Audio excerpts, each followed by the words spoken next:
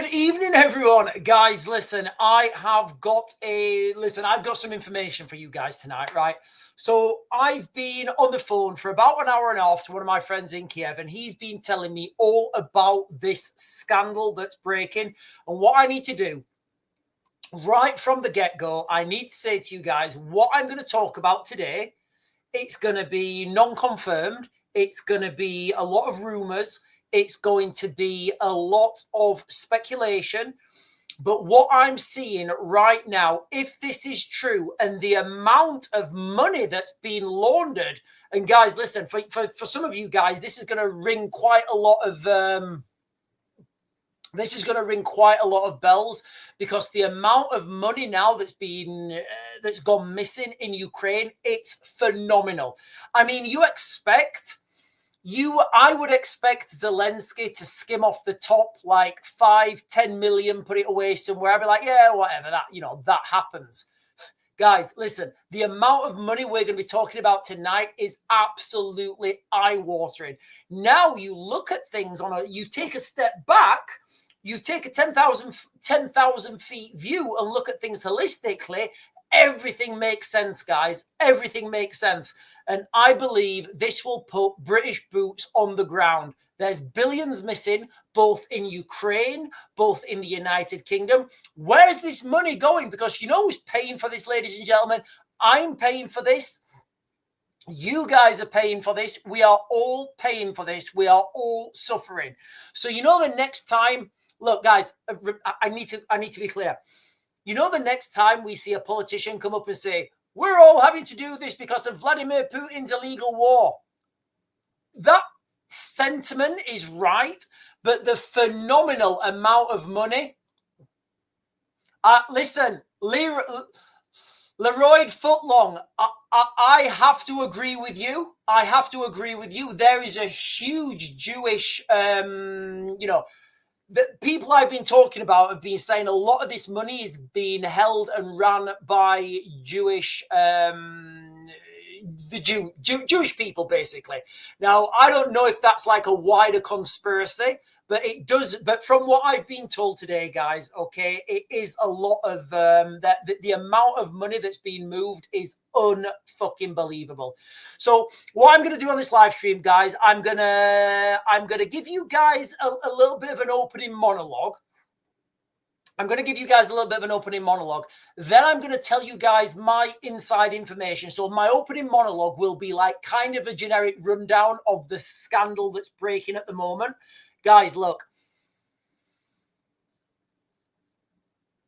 So Zelensky, allegedly, for entertainment purposes only, all right? I've got so much information I want to throw to you guys, but I need to do it in a logical order. So Zelensky was... Allegedly, for entertainment purposes, Zelensky was allegedly recorded, and they've got a voice recording of Zelensky talking to some of his people, saying how they're going to get rid of, how they're going to get rid of. Hang on a minute. Silly's here. Listen, I've been told. Okay, so the Jews that are running it all. Okay, so Zelensky is Jewish. Zelensky's right-hand man is Jewish, and there's a lot of people who've been implicated in this money laundering, well, allegedly in this money scandal, who are Jewish, and there's really is no denying that. Allegedly, from what I've been told, guys, Zelensky's definitely Jewish, and the guy that's just had to resign, he's definitely Jewish as well. Right, guys, listen, I'm going to stick with facts for the first part of this. I'm going to, look, guys, and I'll be quite clear. I'm not convinced there's like a conspiracy. I'm not convinced there's a conspiracy of, I'm not convinced that there's like this conspiracy behind the scenes of, Jews running the show. I'm not convinced of that, guys. In the same context, that I'm not convinced that there's a conspiracy. I will always go with certain people enjoy doing certain things. Like, is there a conspiracy that white Christians join the military? No, of course not, because they're good at that. They find out their calling. But look, guys, let me get onto this, guys, okay? Let me get onto this, because I've got a lot to get through. I've also got what's been happening in the United Kingdom, because it does look like the Muslims have taken Christmas now. It does look like Muslims have taken Christmas. You know, I've got a few videos to show you guys. We've been having massive Muslim protests and, you know, banging their drums at Christmas markets. In fact, one of my friends, a good friend of mine, I'm not going to mention her name. She's Muslim and she loves Christmas, right? She loves Christmas. You know, she's a good friend. She's Muslim and she loves Christmas. And she phoned Sarah the other day. She said, Sarah, the pro-Palestines are out in Sheffield and they've ruined Christmas, because she was out with her kids and they were doing Christmas shopping. So, you know, these dynamics, they're not always one, you know, they're not always black and white. There's a very large grey spectre. Right, guys, I'm going to jump onto this because I've got a lot to get through. I'm going to give you guys some historical context of corruption in Ukraine, and I've witnessed this firsthand. I'm then going to give you guys what's happening right now with this scandal. I'm then going to come on to what I've learned today. Guys, it goes back to Joe Biden. It goes back to Hunter Biden, US taxpayers' money, energy sector, nuclear fissionable material. It's fucking wild. It's wild. And this scandal could lead to British boots on the ground. And I'll tell you how that's going to happen afterwards. But listen, ladies and gentlemen, we are on. Yes, we're on. If you guys have not done so already, can you please make sure you like, comment, subscribe? Bell notification down there if you can, guys. All the buttons that help this channel grow, because ultimately it's only and you guys have got fantastic fingers as well, guys. A lot of people are saying that your fingers are the most fantastic fingers on the internet, and I will abide by that. I will oblige that. I will oblige that opinion. So, historical context of corruption in Ukraine. So, when you talk about these levels of corruption, using the word corruption is kind of not the right word to use. So Ukraine's grappled with corruption since its independence in, or was it 91 or 93? Was it 91, 93? I don't know. 91, I think it was 91. You know, ranking always near the bottom of global transparency due to entrenched oligarchies, you know, weak institutions and weak political networks. The 2014 Euromaidan revolution, which ousted the Viktor Yanukovych, and made massive graft allegations, including his lavish palace. And look, guys, Viktor Yanukovych's palace, it was phenomenal. Like, it was phenomenal. He was bleeding the country dry. But that was, you know, it was marking a turning point in Ukraine's history. It spurred reforms, including the establishment of the National Anti-Corruption Bureau, or NABU. I'll refer to it later. In 2015, backed by Western donors like the EU and US to prosecute high-level corruption independently. Now, just this NABU. So Zelensky in Ukraine, he controls 100% of the institutions in Ukraine. He controls the military, obviously. He controlled the parliament. He controlled everything. Zelensky was the man. I'm going to come on to this afterwards, guys. But NABU, the National Anti-Corruption Bureau, was something that was put in place by Western donors. They said, look, you know, we need to have our own guys in, because if we're giving you a shit ton of money, we want to make sure this money's going where it should be. So let's skip forward to Russia's full-scale invasion in February 22, which intensified scrutiny. Now, billions in Western military and humanitarian aid poured in. But wartime procurement, exempt from standards oversight under martial law, created very, very vulnerable situations. Scandals erupted over overinflated prices, defense contracts, you know, and embezzlement. The energy sector, as Russia targeted the energy sector, the power infrastructure, forcing emergency spending. President Volodymyr Zelensky, who was elected in 2019 on an anti-corruption platform, pledged reforms but faced criticism for centralizing power. And in the summer this year, he attempted, moves to subordinate and the NABU. to the prosecutor's office amid protests and EU pressure. These efforts highlighted the tensions between wartime unity and accountability. So what that means basically is when all this money was getting poured in, because they were under martial law, there wasn't as much scrutiny on that procurement. So, for example, if you give somebody a non-compete contract, like, I don't know, let's just allegedly say that Zelensky gave one of his mates a non-compete contract to refurbish the energy the energy sector, then that there's no non-compete, and that doesn't get any scrutiny. They just give them that money regardless. They don't, it doesn't matter what it costs. They just give them that money. Now, this goes back to Joe Biden, because let me get this up, guys. I'll share this with you. Give me a second. There's a lot of stuff that we're going to have to piece together, guys.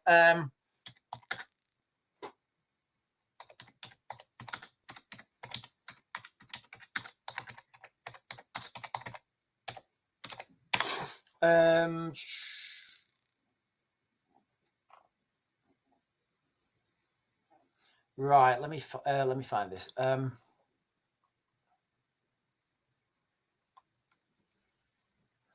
Right, okay. Every time when I put Ukraine energy sector in here, it's all coming up about this scandal. I'll have to get that back, because when Joe Biden was in charge, they changed the law in the United States whereby the United States could now fund repairs to the Ukrainian energy sector.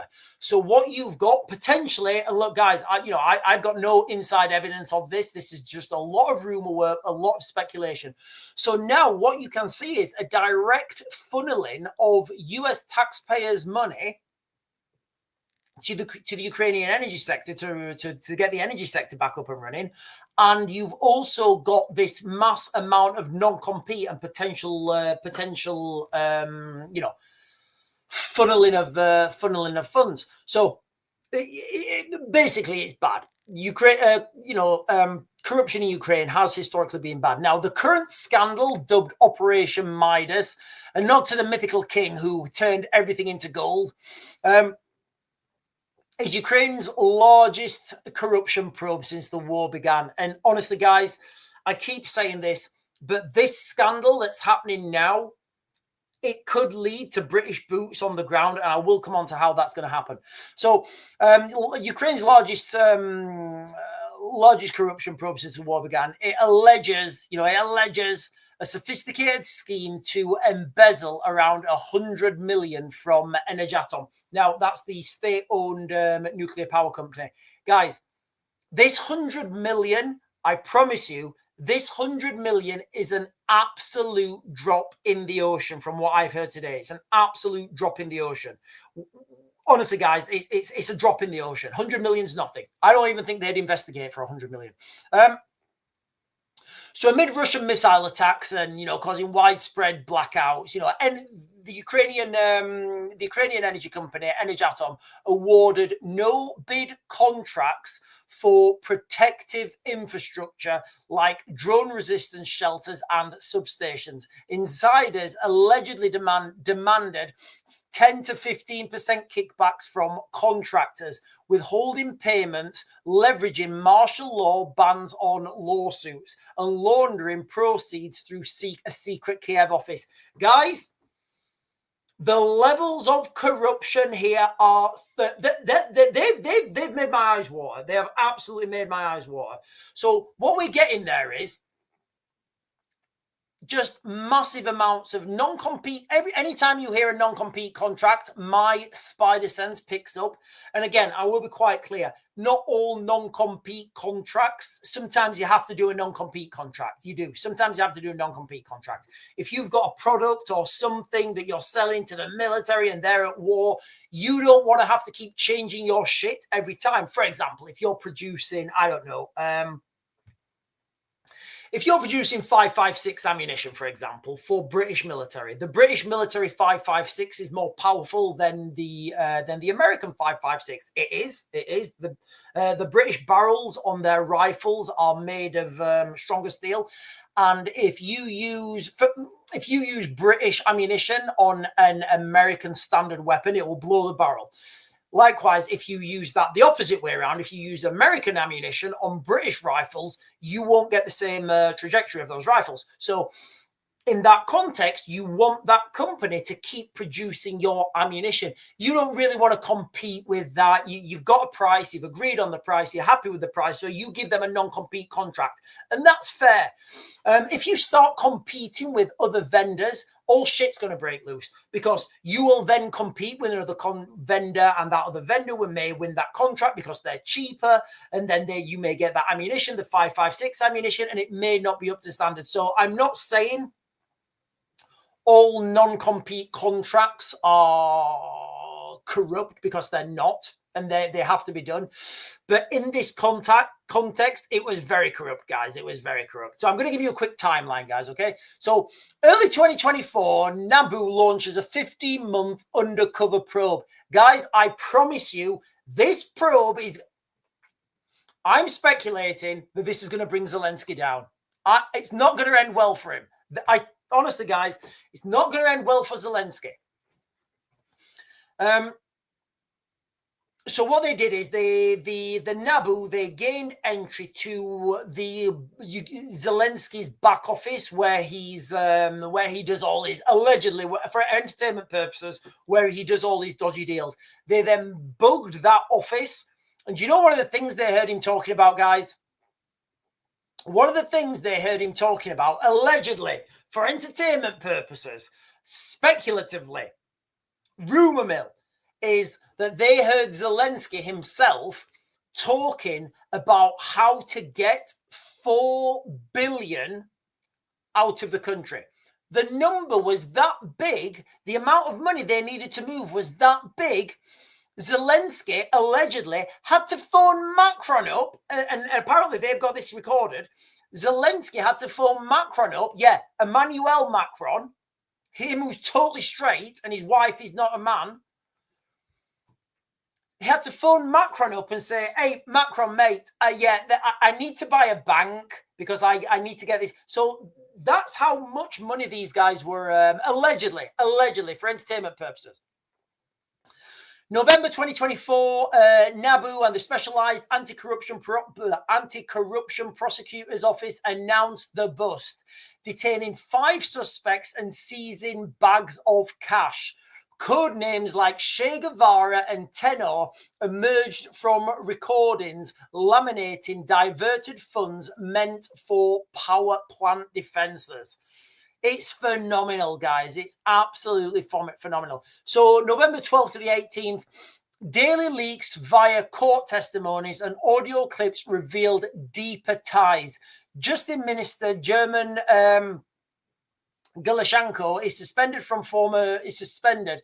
Former duty Prime Minister Alexander. There's a lot of names here, guys. You guys don't need to know. A lot of people are charged with a lot of money. Now, one of the things he's charged with is 1.2 million and 100 grand used for luxury mansions. We've got November the 28th, search of, and this is the big one. So this is the big one. Search of Chief of Staff Andriy Yermak's Kiev apartment led to his resignation hours later, announced by Zelensky in a video statement emphasizing unity. Now, there are ongoing probes, ongoing investigations into this. So I just need to be clear, guys, okay? A lot of the stuff I'm talking about is not confirmed. However, further sanctions, and a lot of people have fled Ukraine, like the Tino Mudinich, who escaped to Israel. He did, guys. He went to Israel, and I told you, listen, guys, and I know some of you. I know there's some people on here who are from Israel, but these are the things that are really happening. And I'm giving you guys the information that I'm getting. I'm giving you guys the information as I'm getting it. So What's the government's and international response? And this is the official, line at the moment, guys. So Zelensky has publicly endorsed the probes, firing implicated ministers and vowing punishment is inevitable, while demanding energy sector transparency. He reorganized Yermak's office and began a successor search, framing the scandal as a test of resolve. Russia wants to make mistakes. There will be no mistakes. The EU praised Nabu's independence. And guys, listen, we're about to send our young men and women to fight. We are. This is phenomenal, guys. This is phenomenal. And let's not think here in the United Kingdom we're innocent. So the EU has praised Nabu's independence, signaling continued support if reforms hold. This scandal is the biggest scandal to hit Ukraine. I think when all this comes out, guys, I don't see how Zelensky can continue. So this is how I think this is going to bring British boots onto the ground. So I don't think Zelensky can survive this, guys. I really don't. I don't think Zelensky can survive this. So what I think, and this is my speculation, my analysis, and my opinion, is for entertainment purposes, and it's like, it's totally not true. This is total conspiracy. I'm going to say that Zelensky is going to be gone before Keir Starmer. That's what I'm saying, guys. I'm going to say that Zelensky will be gone before Keir Starmer. All right. The new guy that comes in, there will be some sort of ceasefire. And remember, guys, for you guys who've been following me for a while, there's going to be no such thing as a ceasefire. It will be ceasefire only in name. They'll say they've got rid of Zelensky. They've done this. They've done this. They've done this. We've got a new guy in charge. We're having this ceasefire. British boots on the ground. NATO boots on the ground. All the boots on the ground is going to happen. They will go in wearing their peacekeeping T-shirts. They will then take their peacekeeping T-shirts off and put their warfighting T-shirts on. That's the direction of travel, guys. The amount of money and the conspiracy here, ladies and gentlemen, is absolutely phenomenal. Right.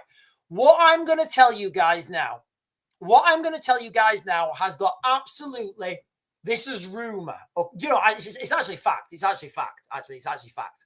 Okay.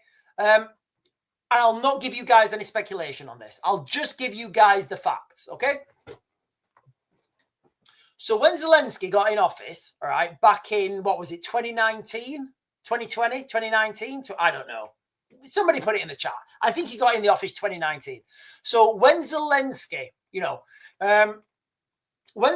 got in, oh, hang on, I've got an update. Hang on.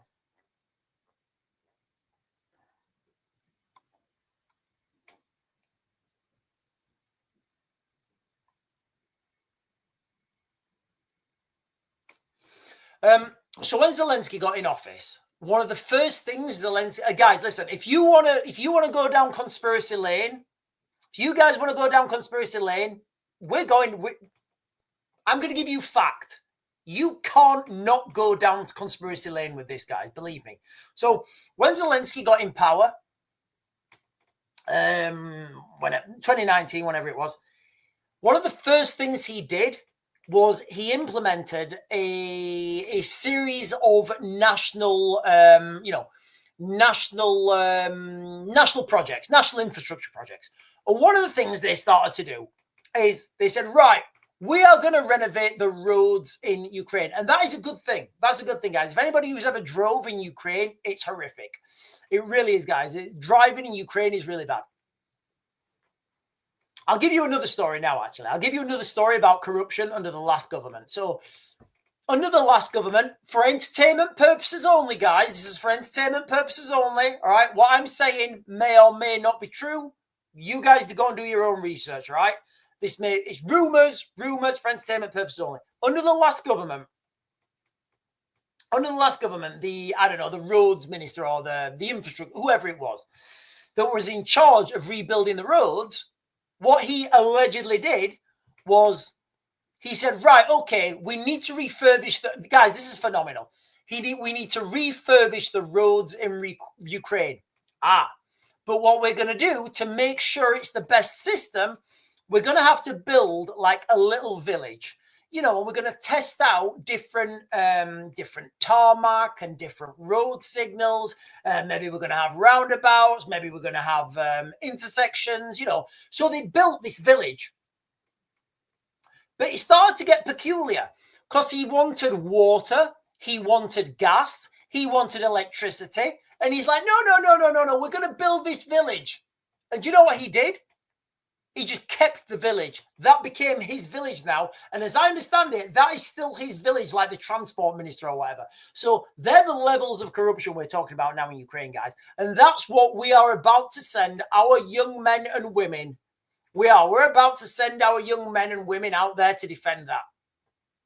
It's phenomenal. It is phenomenal. Right, listen, ladies and gentlemen, if you're on right now, I've got some exclusive information for you guys from Ukraine, from one of my contacts who's well connected, you know, and I believe this will put British boots on the ground because there's not just billions missing in Ukraine.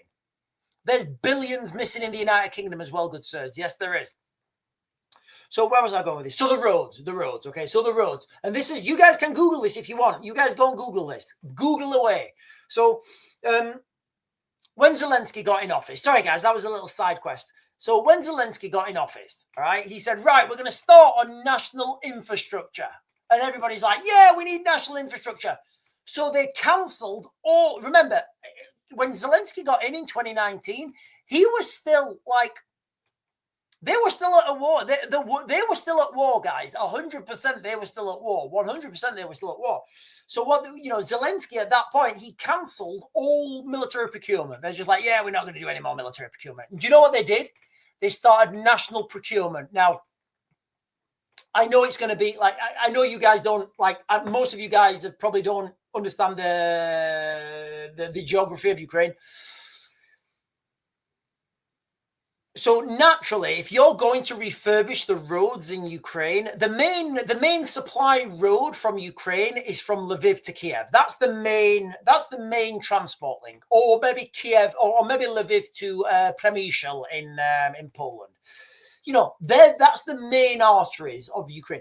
That's kind of like your M1 motorway if you guys live in the United Kingdom. That's like your M1. That's like your main artery. But no, do you know what Zelensky did? They started to refurbish the roads from Belarus to Chernobyl to Kiev. Oh, a little bit peculiar that, do you not think? Do you not think that it's peculiar that rather than do the main roads, they're going to refurbish a road from Belarus through Chernobyl to Kiev? Okay, whatever.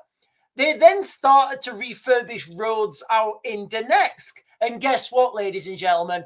Guess what? Yep, you guessed it. Those of you guys who have been following, yeah, as soon as the Russians invaded, they are the roads that they used. Now, of course, this is just coincidence, guys. This is just coincidence. There is no deeper conspiracy here. There's no deeper conspiracy. There's nothing to see. Nothing to see, ladies and gentlemen. Nothing to see here. You know, the amount of money that's been embezzled, guys, is phenomenal. I mean, can you imagine how much money you're embezzling if you have to buy a bank to launder it? And then here in the United Kingdom, look, guys, I'm going to switch fire real quick to the United Kingdom. Real quick because what's her name? Rachel Thieves. Is that her name? Rachel Thieves? Is it Rachel Thieves?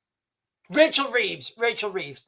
So it turns out, and I don't know what look, guys, I will be quite clear with you guys, okay? I don't know what the truth is here. I've got no access to I've got no access to the government funding, whatever they do. But Rachel Reeves is saying there's $20 billion missing, a £22 billion black hole.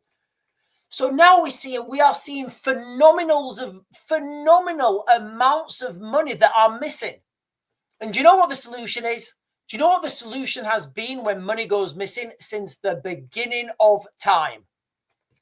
Let's go and have a war. Let's go and have a war. Because that kind of like, you know, when you're in a war, nobody really, you're like, oh yeah, we won't worry about that. And everything gets reset after a war. The Watchman is saying, remember, war, money, that's all it's ever meant to the elite that rule. It is, guys, listen, and let me come down, let me come down on the down low with you guys, hear me out one time, big up, feel me now, fam.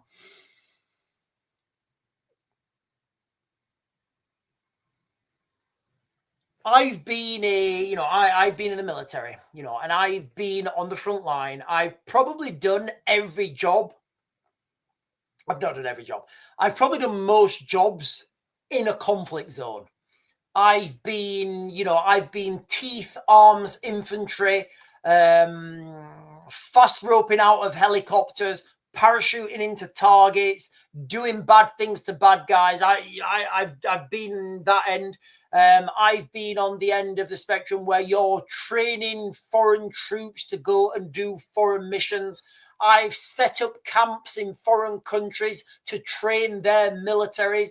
I've worked as an NGO providing humanitarian aid. I've done medicalists. I've done all those jobs in these conflicts. I have. I don't think there's one. There probably is, but generalizing, I've done a lot in conflict zones over the last since 99, 26 years, Raven maths. And one thing that is true is in wars, people get dead and people get rich. People get dead and people get rich. I'm just jumping down and getting some comments, guys.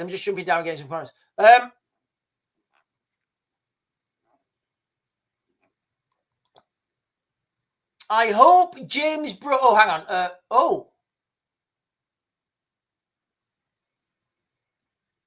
Okay, I don't know what that means. The original Big Brillo is saying, hello, the original Big Brillo, with a fantastic picture of, is that like a 1960s passport? My nan had one of those passports, and my granddad used to tell a story. They went to, I don't know where it was. They was going on holiday somewhere, and my nan didn't like the picture on her passport, so she cut it out and put a different picture in. Oh, sorry. A Google is a number 1 followed by 100 zeros. Just all right. Okay, I don't know where we're going with that. But okay. Stuart is saying, choke nose lock up opposite party in Ukraine went to war. Guys, I don't know how many people are drunk here. How many people are drunk on this live stream? Which is fine. I don't mind it. In fact, I think I may get a little bit of carbonated drink myself. Bandagain is saying Ian Fleming, is it not Sir Ian Fleming? But Ian Fleming, foreign intelligence officer who wrote the Bond film, said the world is full of loony, Dr. Evil billionaire nutters who want to rule the world. James is saying, I've just heard Zelensky won't do a ceasefire now or pull back, and a lot of his soldiers are in danger of being encircled. Again, I can't certify this. I can't verify this. Right, let me just have a look on the map real quick. They've probably not updated it because I know the situation's dire. Yeah, so the situation doesn't look like it's changed that much in the last week in and around Pokrovs, but it is pretty dire, guys. It is pretty dire. There's like 1 mile. So how they do the pincer? They do the pincer movement. Well, they're only a mile now, less than a mile actually, 1.5 kilometers. They're 1.5 kilometers away from closing that pincer, and as soon as that pincer's closed, Pokrovs is over. And the amount of money we're talking about really is eye-watering, guys. It really is eye-watering. I mean, can you imagine, right, that you're trying to move that much money, right? You're trying to move that much money and it's that dodgy.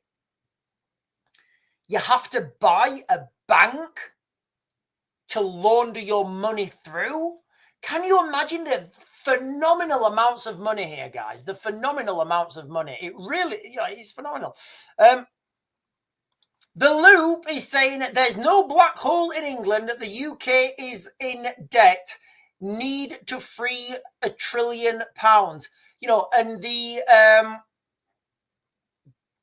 and a war sorts all this out, guys. A war will sort all this out, because you know what, you guys, well, not you guys, because you guys follow me and I tell you what's coming. But the rest of the Joe public who don't follow me, when this war starts, and they start showing pictures of British troops laid on stretchers with the Union flags over them, and they're saying, we've got to keep paying this war, we've got to keep giving our lads the kit and equipment that they need. Yeah, where's this money going? Where is this money going? It's absolutely insane. Absolutely insane. Donna is saying the Daily Express, Germany adopts a massive 1,200-page war plan as the war with Russia boils over. I don't think anybody's under any illusion right now. Guys, look, is anybody under any illusion right now that the Ukrainians can hold off the Russians? I know I'm not. And look, guys, and let me be quite clear. I've got friends who I consider family in Ukraine. I was talking to them earlier, and I was just saying to them, and I was quite candid to them. I said, listen, mate, how can we keep sending you money if it keeps getting embezzled? And he's saying, I know, mate, and like when I was talking to my Ukrainian friends, I was quite clear. I was saying, mate, I'm paying UK taxes, and this money is going over to Ukraine, and then the Ukrainians are just it's getting embezzled, and Zelensky's buying all sorts of crazy shit. He's like, yeah, mate, I know, you don't need to tell us, so we need to understand. We need to understand this. We need to understand this hierarchy. You've got normal Ukrainians who genuinely just want to get along. They're good people. They want to get along. They don't want to, they're not interested in embezzling millions. They just want to get along. And then you've got these upper echelon, the upper tiers, the elites. They're driving their Bentleys. They're driving their Ferraris on these bad roads. So we do need to differentiate between the two. We need to differentiate between that on everything, I think. I don't think things are as, well, I know things are not as black and white as they seem. Silly is saying, Weasel, will you hide me in your etiquette? I don't know what that means. Silly, are you trying to chat someone up? I don't know if Silly's trying to chat someone up. Donna is saying, follow on Russia. All right, okay. Russia will be prepared to attack NATO in 2029, the Journal reported, but the wake of Russian drones repeatedly crossing into NATO members' airspace and other recent espionage incidents.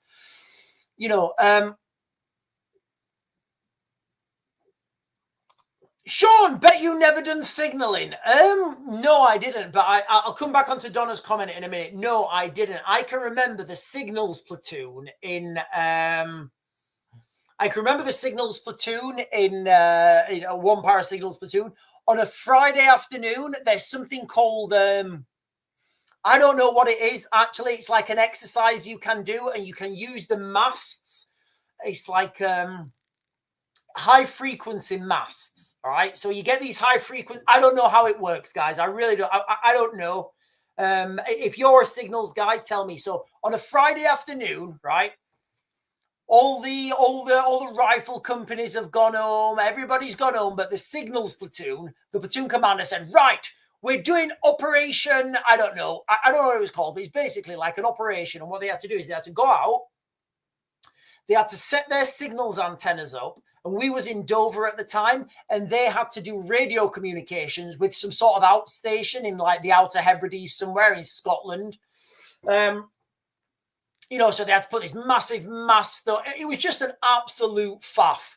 So, no, I've never been in the signals platoon. I never want to be in the signals platoon. And it's not something that floats my boat. So Donna's saying, Russia will be prepared to attack NATO in 2029. I think Russia's prepared to attack NATO now. And look, when people... Hang on, give me a second. Hang on.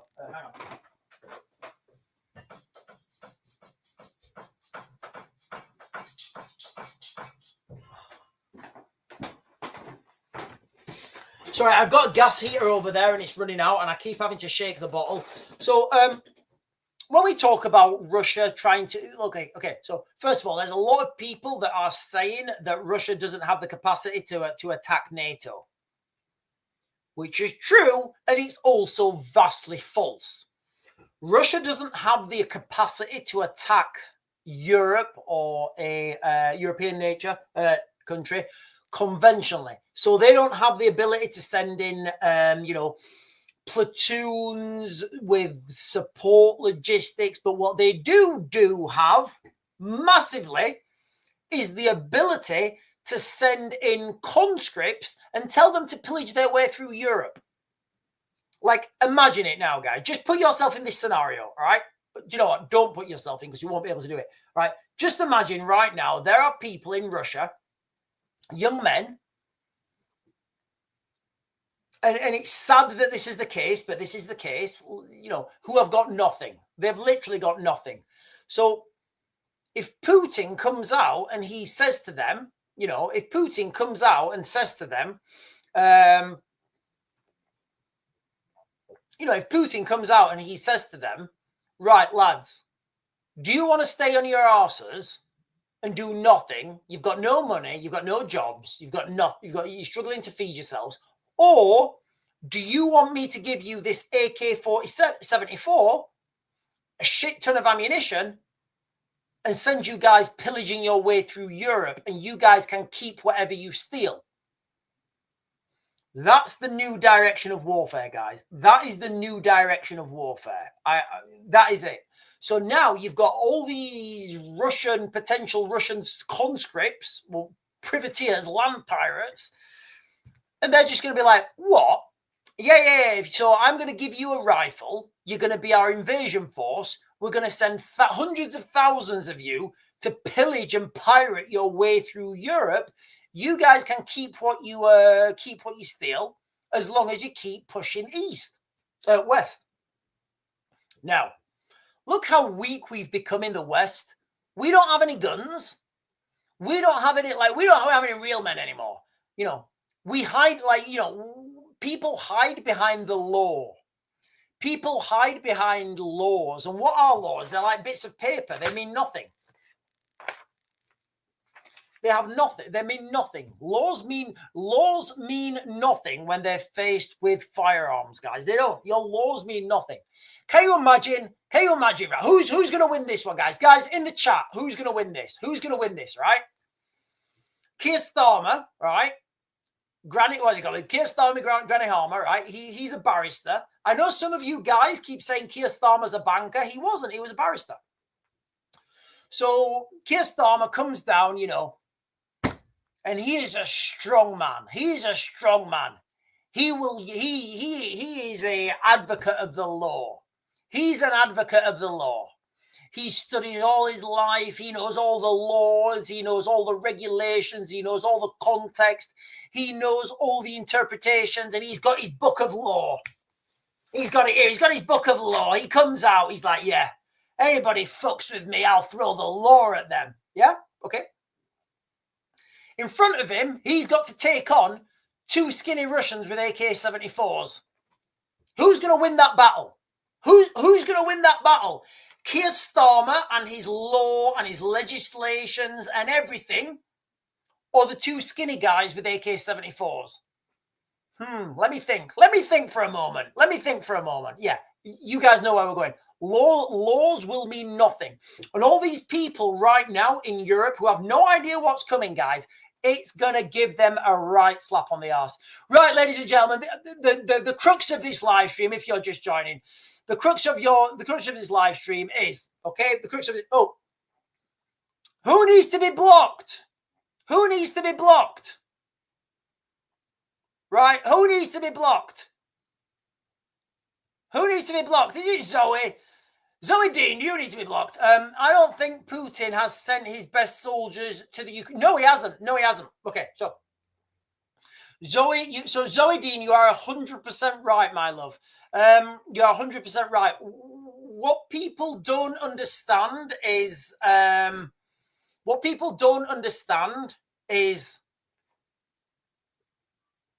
the Russians use... So I'm trying to... Okay, so imagine the front line in Ukraine, all right? Imagine where the front line is in Ukraine, right? Yeah? Imagine where the front line in Ukraine is. Just...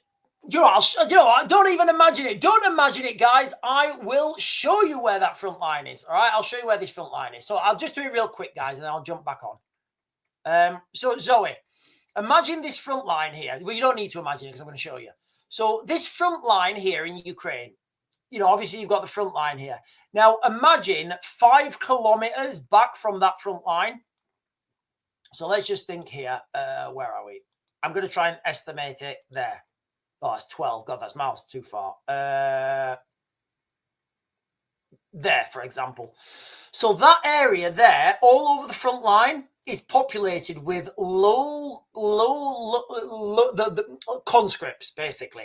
Conscripts who are poorly armed, poorly motivated, conscripts. Now, so what you're saying, Zoe, is absolutely right. The conscripts in the Russian conscripts have been pushed forwards, and then the Russian Spetsnaz have been pulled. Well, not Spetsnaz, but the trained soldiers, the professional soldiers, sit behind them. And those conscripts on that 5 kilometer, but it might be a bit more in some places, less in others. The conscripts in that buffer zone, their job isn't to do offensive operations. Their job is to slow down any opposing forces. Literally, they are used as cannon fodder. So you're absolutely you're absolutely right. So Putin hasn't sent his best soldiers at all. Hang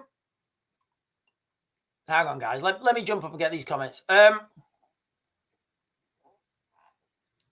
Right, is there an anti-Jew? Right, okay, right, I think I've got this here. Right, what's the problem here, everyone? Right, Leroy Footlong, why are Jews so patronizing in chat? Okay, right. I don't even know what that means. Why are Jews so... I've not... Okay, so to be clear, I've not heard anybody being patronizing. All right, can we all just play fair, guys? Can we all play fair? I don't... Oh, read the chat. No, I was only messing the Watchman. I know it's not Zoe. I'm only sorry. Leroy, read the comments. Right, Leroy, you need to read the comments. Right, what's going on? I do apologize, guys. Sometimes when I get on a waffle, I'm just jumping up here. I don't know where we're going. Oh no! Do we have haters in here? Right, okay. Leroy is saying my favorite painter was Austrian. I'm assuming that's a reference to Adolf. Guys, look, guys, I know people are going to have differences of opinion. All right, let's not be rude. All right, All right. And I get it. I get it. There's conspiracies everywhere. There's all sorts of stuff. There's conspiracies around that Britain. Look, guys, there's conspiracies around that the Queen Mother, well, not even the Queen, that the Queen was a shape-shifting reptilian and she used to eat kids. Now, I don't know if that's true. I'll be honest with you. I've never met the Queen. I don't know if she's true. But look, guys, not everybody's going to have the same opinion. All right. Not everybody's going to, people are fine to have different opinions and think differently, and that's fine. Just be cool when you're talking about things rather than and I don't really like people being rude. I think Piers Morgan said it best the other day when he was with Tucker Carlson. So Piers Morgan the other day was doing an interview with Tucker Carlson, and Tucker Carlson asked him to say a word. And look, guys, and I've not really got that much time for Piers Morgan. But Piers Morgan said, no, I'm not saying that word because I can articulate my point without being overtly rude. All right. So let's just be cool, guys. Let's be kind. Let's be courteous. If you've genuinely got something that you want to say, There's no need to be rude about it, guys. Like, if you like, for example, I'm assuming Leroy is thinking that there's like a conspiracy of Jews that are controlling all the media, controlling all the banking systems, and everybody has to go to war with them. You know, and that's fine if you think that. Can you throw some evidence up, Leroy? Can you throw some evidence up rather than being rude? And yeah, just be cool, guys. All right, just be cool. Right, I'm going to try. Okay, Donna Prepper is saying, the end of the day, we're all humans trying to get by day. But listen, there's more that unites people. You know, there's more than unites people than divides them every time, guys, every time.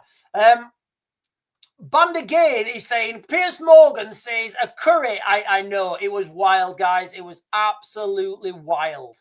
So for those of you guys who don't know what we're talking about now, first of all, what we're talking about, we are going on a massive sidetrack. We're going on a massive sidetrack, aren't we? And Stephen Slayer is saying, waxing gibbous moon be effective on people's mood tonight.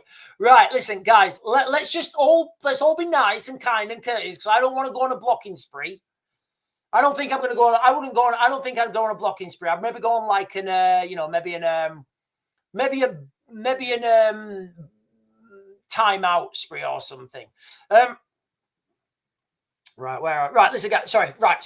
Stop, ladies and gentlemen. Right, I'm totally off on a sidetrack. All right, I want to talk about again. I want to go through what I've been hearing in Ukraine right now about the Ukrainian embezzlement scandal. You know, the Ukrainian embezzlement scandal. Now, it does, and you know, I'm going to be quite honest. You know, Zelensky is Jewish, and the guy that's just had to resign, he is also Jewish. Does that mean that all Jewish people are bad? Absolutely not. Does that mean that some Jewish people at the top have done bad things? Absolutely, it does. You know, it's like when you try and blame a race of people for something. You know, when you try and blame a race of people for something, it's like, okay, right. White people used to have slaves. Does that mean that every white person would have slaves right now? And I'm not going to get into this, guys. I'm not going to get into this, right? So let's just all behave. Let's all behave.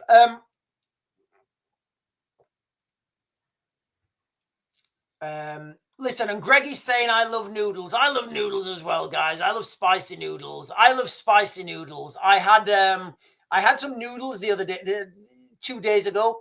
They were so spicy. They were so spicy. I had to put half a pint of milk in with them just to get down them. They were absolutely, they were powerful. They were powerful, guys. They were powerful. Right. Listen, ladies and gentlemen, let's get back onto track. All right. Let's not worry about Jews. Yeah, Leroy is right. Keir Starmer's wife is Jewish. She is Jewish. But again, you know, there's lots of Jews. What does that mean? Listen, guys, let's just get back onto this, okay? I believe this scandal that's breaking right now in Ukraine will put British boots on the ground, because I don't think Zelensky can. I don't think Zelensky can come back from this. I do not think Zelensky can come back from this. Allegedly.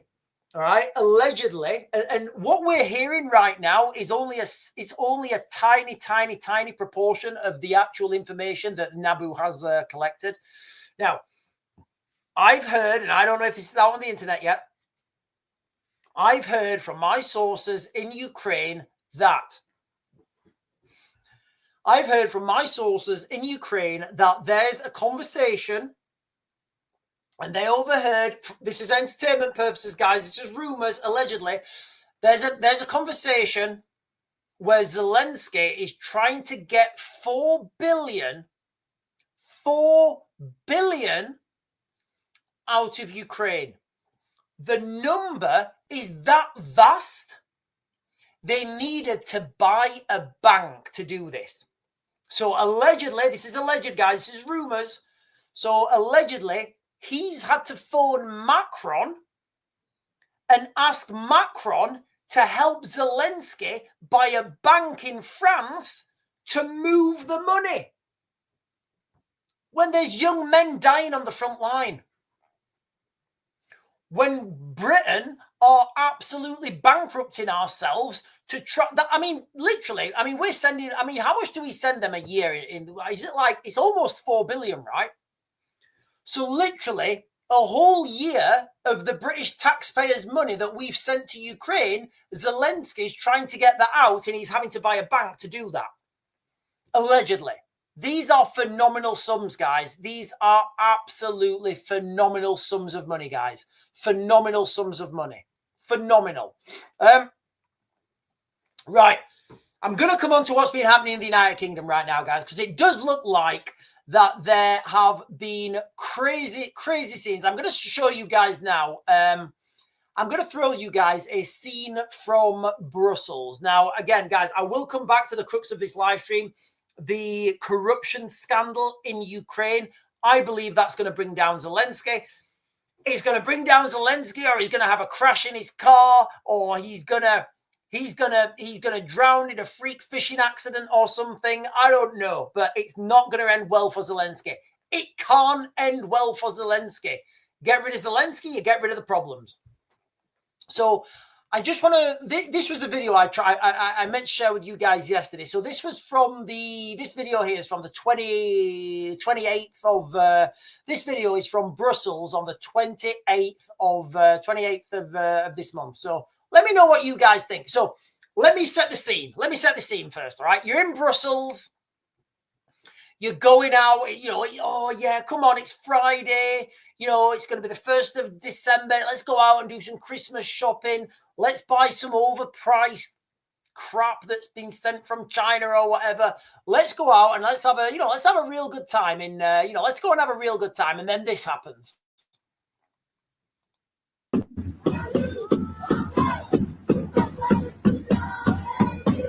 Look at the guy on the drum. He is definitely gay. He's beating that drum from both sides.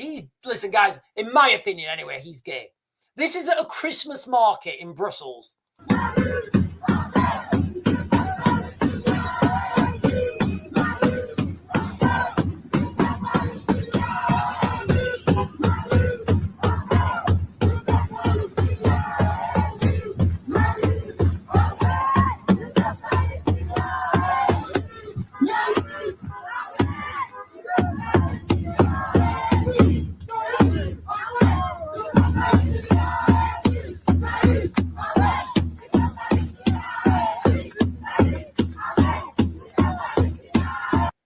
Can you imagine being there? Like, can you imagine being there with your wife, your kids? How do you explain to your kids what's happening? How do you explain to your kids what's happening? It's it's so peculiar, this thing, what we're in at the moment, like where we're moving in the United Kingdom. It's so weird, and there were scenes like this in London. There were scenes like this in Sheffield as well. And, I'm going to assume there were scenes like this, in various other parts of the world. But, it does look like Christmas is about to be cancelled. It does. It looks like Christmas is about to be cancelled. I want to share with you guys something else here that Elon Musk posted. He posted this yesterday. So if you want to know how bad things, listen, guys, if you're international right now and you guys want to know how bad things are in the United Kingdom, so this is a real event. This really happened. UK police arrested a man over shotgun photo. I mean, look how he's holding that shotgun, guys. He clearly doesn't know how to use it. He clearly doesn't know how to use that. I mean, where's the rear sight? I don't even, I'm assuming you look down the barrel. What I'm getting at here is, that picture got him arrested. But don't worry, guys, it gets worse. So John Booth, I'm going to call him, John Booth, posted a picture of himself holding a shotgun at a Florida shooting range. So he's done nothing illegal. He's gone to America where shotguns are legal, He posted this picture and the UK police treated it as like a crime scene. He was arrested, jailed overnight, warned to think about how posts make people feel. Now, I'm pretty sure the mayor of, we've got a mayor, I think he's the mayor of Oldham or something. I don't know where he is, guys. I might not be wrong. But there's a mayor, or if you're America, a mayor, you know, who's been seen literally holding an AK. I think it's a 47. He's holding an AK-40. No, he's holding it like that. He's holding an AK-47. And he's totally, you know, he's just holding an AK-40. Now, he's been elected as a member of government now. Look, guys, I'll be quite clear. I have no problems with this. I have no problems with that. I have no problems with the mayor of Oldham or what. Like, you know, people were saying, Sean, what do you think about this? I'm like, so what? He's got a rifle. So what? It doesn't mean anything. You know, guns don't kill people. People kill people. So he had his phone and computer seized, leaving him unable to work for weeks. Authorities finally dropped the baseless public order charges, confirming what critics call Britain's new rule. The process is the punishment. And I agree with this guy. So to punish someone, you arrest them, you investigate them, you just keep fucking them about, you make them turn up, you make them give you the phone, you wipe the phone. It's just a fact. The process is the punishment. But that's where we are in the United Kingdom, guys. And for those of you guys who've been following me for a while, I keep saying this. What legal framework do we have in the United Kingdom to oppose a tyrannical government? And I say to you, it's none. Marie is saying, how can we allow our men to go to Ukraine knowing what we know? It's all bollocks to cover the theft. Marie Gen X, right? I am, as a person, I'm pro-military. You know, I'm pro-military. You know, I'm pro-rule of law. I don't think the Ukrainians shouldn't have been, the Ukrainians should not have been invaded. You know, it's just, you know, and if we allow that sort of stuff as a planet, we go down a dark path. But now defending that looks like we're going down an even darker path. So I don't know, Marie Gen X. It's very difficult for me to give you guys an it's very difficult to give you guys an like context on that. Right, I'm going to jump down because right, is everybody behaving? Let me look to make sure if everybody's behaving. I think everybody's behaving.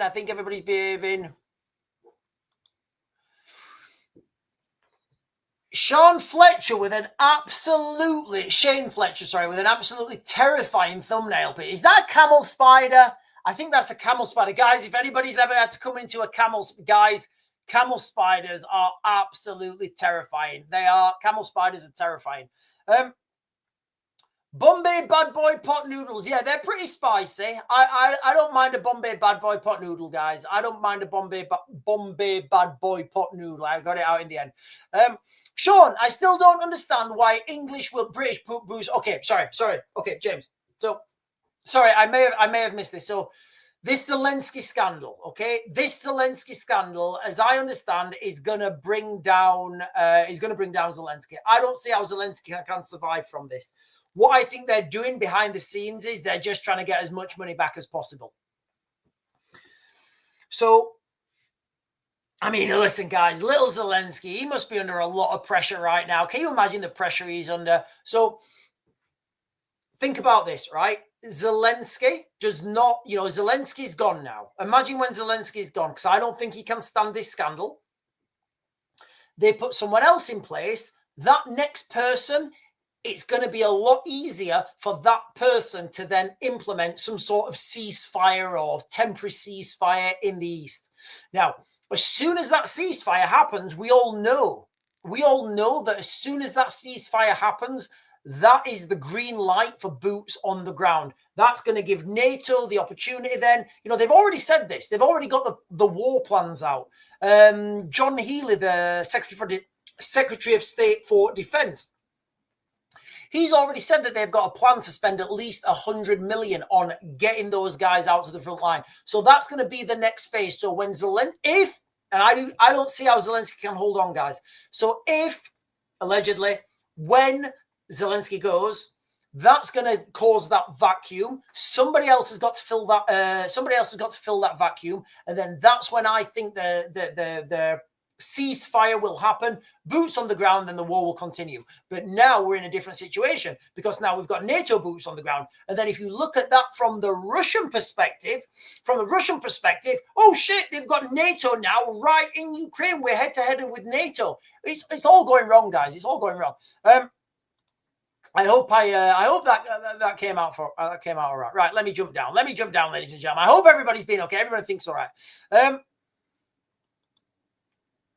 Trust me, I don't think he does, guys. I don't think Zelensky will sleep well at night at all. I mean, the amount of pressure that's on him, Right, guys, I'm gonna get myself a drink.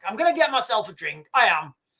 I've not got much pressure in this keg, so it may take a while to get it out. But do you know what, guys? The journey's part of the destination.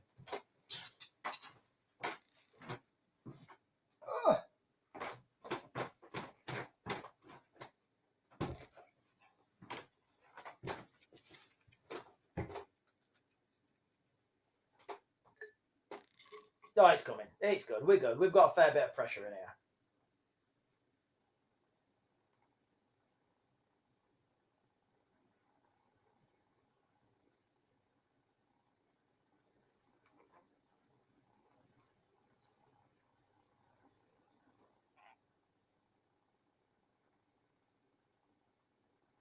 Yeah, the pressure's starting to go. There's not that much pressure, guys. I'm not going to lie.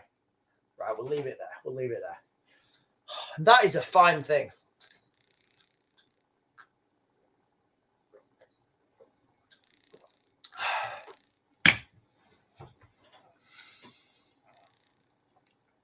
Oh, Amir's here. So right, guys, listen, I'm going to put it out there, right? We want no beef in the chat, all right? We want no beef in the chat today, guys, all right? Right, good evening, Amir. Good evening, everyone. Gordon Ramsay cooks spiders in a... Who cooks spiders? That is some gay stuff. Whoever cooks spiders is totally gay. Right, listen, ladies and gentlemen, I'm gonna throw this down again. I'm gonna throw down what we've been talking about today in the live stream. So this scandal that's happening right now in Ukraine, I don't believe Zelensky can last. He has the amount of money we're talking about that's being embezzled from this whole system, whether it's the energy sector, whether it's the rail sector, whether it's the civilian infrastructure, whether it's military procurement. I mean, there was an egg scandal. I don't know if you guys know this. So the Minister of Defense had to resign because he was paying, I think he was paying 4 hryvnia for an egg. Sorry, in Ukraine, the standard price for an egg is like 4 hryvnia. And this is wild how these little things, like eggs brought down the Ukrainian defense minister. So everybody knows in Ukraine, eggs are like 4 hryvnias each, which is like, I don't know. So what is 4 hryvnias? Like a penny or something? Just shy, I don't know. Maybe 10, I don't know. I think it's a penny or 10 pence. I don't know, 40 is a pound. Yeah, 10 pence. Sorry, 10 pence. So everybody knows an egg in Ukraine is like 4 hryvnia. Now, the defense minister was paying 16 hryvnia for an egg. Now, I know that doesn't sound like much, right? But when you're buying millions and millions every day for the military, it kind of adds up. But the amount of corruption, guys, really is phenomenal. Linda Hunter is saying, yeah, Russia will quake in their boots. They should have got out of the Donbass when the going was good. I don't think the Russians are worried about British troops, getting into Ukraine. You see, the way the Russian troops are operating, they're operating. They're operating on a different. They're not using conventional warfare. They're using conscripts heavily. And look, guys, if anybody thinks the British military is in a good state of affairs, I'm going to share with you guys this video right now. So this is from GB News. So just to contextualize, guys, we're about to send our young men and women overseas to Ukraine, as far as I'm concerned, anyway, for entertainment purposes. We're about to send our young men and women over to Ukraine when the state of the military is as such. Colonialism and so forth.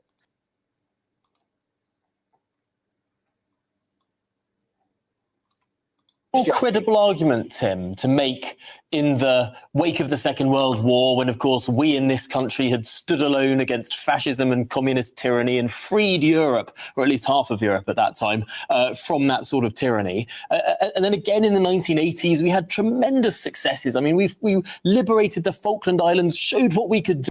Listen, I know I don't mean to throw fuel on the fire as well, and I know this doesn't mean anything, but wasn't Winston, I'm just thinking now, wasn't Winston Churchill's mum Jewish as well? I know you guys are all going to argue in the chat and everything, but I think Winston Churchill's mum was Jewish. As a country, again, standing alone, it seems that not really since 1982 have we had one of those grand moments of sort of national fervour and heroism from our armed forces. Does that make it harder? Yes, it does. And it also, sadly, we've had 20 years, probably 20 years plus, of an awful lot of people in the media and elsewhere decrying our national history, our heritage, you know, the whole business of the empire and colonialism and so forth. He's absolutely right. We have had this surge of wokeism, swoon all over our country. And this is part of subversion. This is part of ideological subversion. It's the first stage, basically. It's the demoralization phase. So, a lot of youngsters have grown up in an era, the last 20 years, 25 years, have grown up in an era where they're taught to be ashamed of our history. I.e. demoralized as part of ideological subversion. And they don't like the fact that, some of the things we're talking about here, are a reality. So that's why I say you have to change the narrative. The other thing it has to be said is we've got an awful lot of young people who are not employed at the moment. We know that. And I think this whole conversation has been going on some time about should we bring back some sort of national service. Ladies and gentlemen, I've been talking about this for such a long time. They're now talking about, look guys, whether they call it national service, whether they call it mandatory military service, whether they call it conscription, it doesn't matter. There's going to be a massive shoehorning to get people into the military. That's inevitable. What they call it doesn't really matter. Whether it's a scone or a scone, whether it's a little cake with raisins in, nobody gives a shit. Look at it. That's what it is. Not just for the military, but for other aspects of our society as well. I think is a conversation that needs to be had. And we need to be saying to our young people, you're part of a nation, a society that needs you and needs your commitment. And that includes the military, but it includes other stuff too. Tim, the French are doing that very thing, aren't they? It's a voluntary national. So it's not just the French, guys. It's the French, it's the Germans, it's the Polish. They're all doing something. Doesn't matter how they're framing it. Doesn't matter the words. Look at the end result. And the end result will be a massive bolstering of the military manpower in that country. And that's what conscription is. That's what mandatory military service is. That's whatever you want to frame that, that's what's going to happen. We need more people in the military. Why? World War III. National service. Would you support the government doing something similar in this country? Well, I would, but these things again, and there are no simple answers to this. We haven't got an army big enough to go back to the old style of national service. Tens of thousands, if not hundreds of thousands of young people joining, because you have to house them somewhere. You've got to train them. You've got to contextually, guys. You can see how all this fits in now, right? You can see how it's all fitting in, because now we have the situation where we've already got barracks filled with migrants. It's going to be very easy to go into that barracks and say, right, do you want a passport? Yeah, right, you're army now. Get yourself over there, you conscripts. Given their equipment, etc., etc. The numbers in France are pretty small, but it's not a bad place to start. And as I say, I don't think it should just be in the military, because I think that, there's a wider conversation to be had here about civil society and how our young people contribute to that. But yeah, I would be in favour of that. And I think, again, as I say, it's far better to have that in place than to have so many of our young people who've not been in work, are not employed, and actually from a self-confidence point of view, that does terrible harm, I think, to young people. So yeah, I mean, look, guys, look at that headline there: Armed Forces Recruitment Drive. However they, do you know what? I'm going to go with I'm going to use this video again tomorrow morning, guys. I'm going to use this video again tomorrow morning. And I'm going to use this video again tomorrow morning because, whether this is an armed forces drive, whether it's recruitment, whatever they frame that as, it's still going to be the same outline. Blunted is saying, when you sign up, you get paid to fire.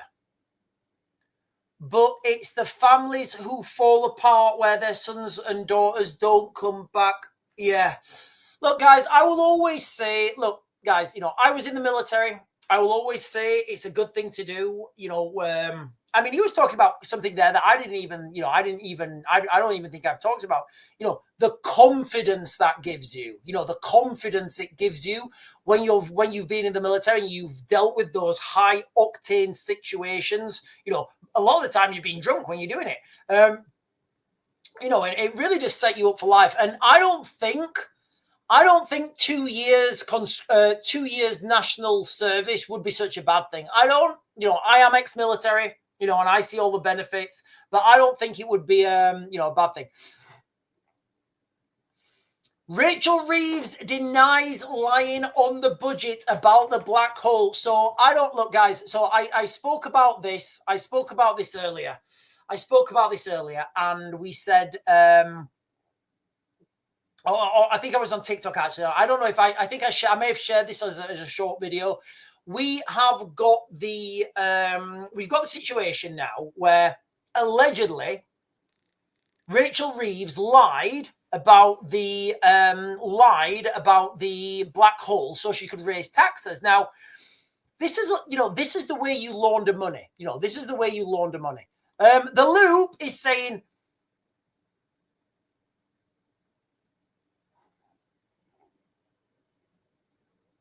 no, I agree. Yeah, I agree. So Pavlo Kilminki noted that Ukraine still does not meet any criteria for joining the European Union, and it does not have an established democracy, rule of law, and a fully fledged market economy. Yeah, I agree. I agree. And they don't. So Ukraine also does not meet Ukraine doesn't meet the requirements for joining NATO either. So one of the requirements of NATO is you can't be in a war. You can't be in a state of war. So as far as the Ukrainians can't join NATO, but look, guys, let's be clear. NATO isn't going to last very long because the United States are about to leave, as far as I'm concerned. Right, let me jump down. Templar Matt is saying, but you showed your care, spending the time, question, find out the answer. There's no point asking and not listening to the answer. I don't know where we're going with that. I don't know who said that. Who said that? Shane is saying conscription. I've heard the French have already rolled that out on the young people. Won't be long. UK will do the same for 18 to 41-year-olds. Yeah, I think this is coming, guys. I don't know if it's look. They're not going to call it conscription. Absolutely not. They won't call it conscription. It will either be some sort of voluntary military service or national service. It doesn't even matter what they call it if they're forcing you into the military because they're Rachel. Why are you going to war? Because Rachel Reeves has a £22 billion black hole. What? Hey, how does that make sense? It doesn't. Just get that rifle and off you go.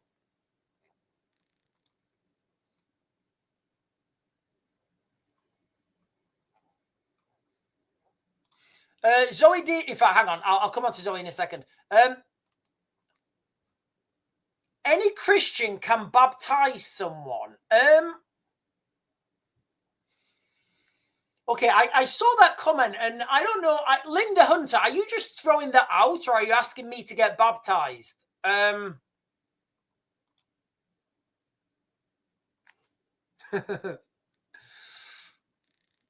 Blunted is saying, that spider picture is unsettling. I'm eating raisins. Guys, if you've ever... So that spider, that particular spider, I think it's a camel spider. Now, if any of you guys have ever seen like a camel spider, those things are absolutely wild. Those things are absolutely wild. I've seen grown men, special forces operators, you know, really rugged guys. I've seen grown men screaming, run out of a shower, you know. Ah!